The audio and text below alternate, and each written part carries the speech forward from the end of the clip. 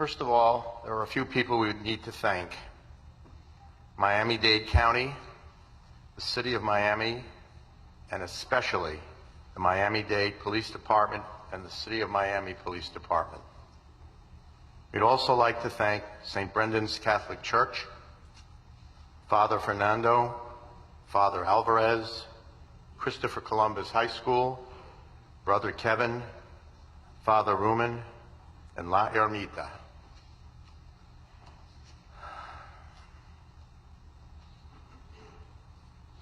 Well, we weren't supposed to be here today.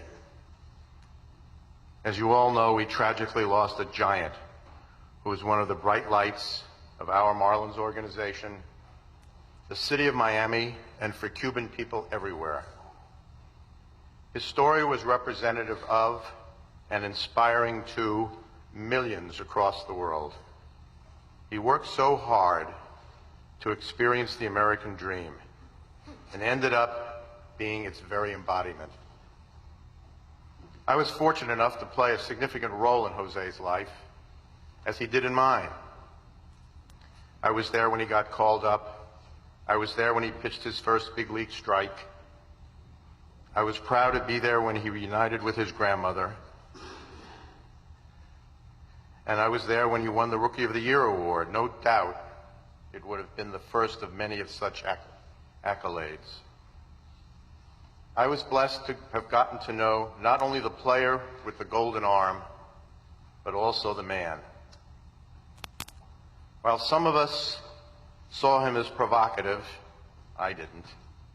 I saw him as vibrant and mature, and never wanting to abuse his personal or professional relationships.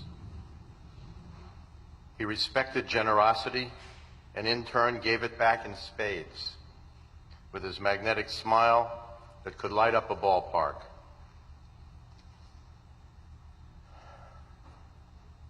I think we also know about his famously competitive spirit.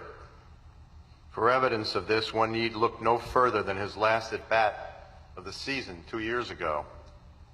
For weeks he had been playfully telling everybody who would listen that he dreamt of hitting a home run.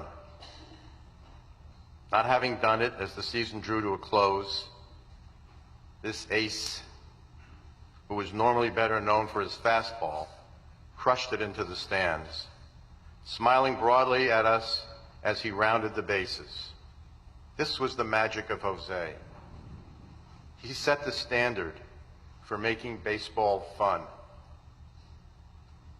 You know, Jose's impact on people was global. This summer, my wife Julie and I were in Chicago traveling with the team. And one afternoon, as we strolled down Michigan Avenue in advance of a night game, we saw someone walking towards us wearing a Marlins jersey.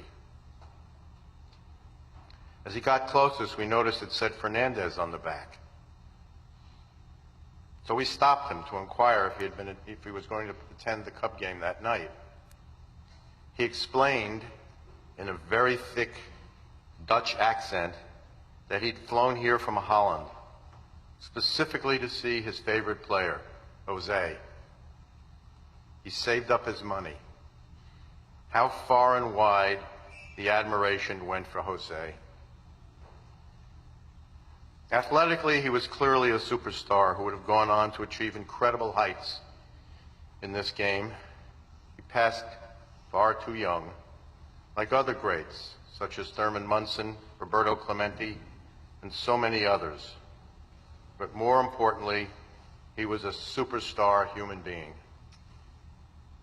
About a year ago, Jose tweeted, and as Casey said, you can look it up, "If you were given a book with the story of your life, would you read the end?"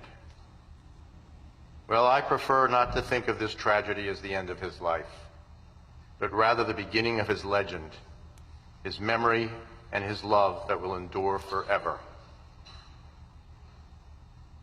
To Jose's family, friends, teammates, and the entire community, I share in the deep pain we are all feeling right now. Some words that often comfort me in times like this are that grief is merely the healing from the pain of loss. In other words, this pain is overwhelming, but a sign that we are coping, and coping together, and we will move on. He will never be replaced nor forgotten, but will endure, shining brightly over us all. Thank you.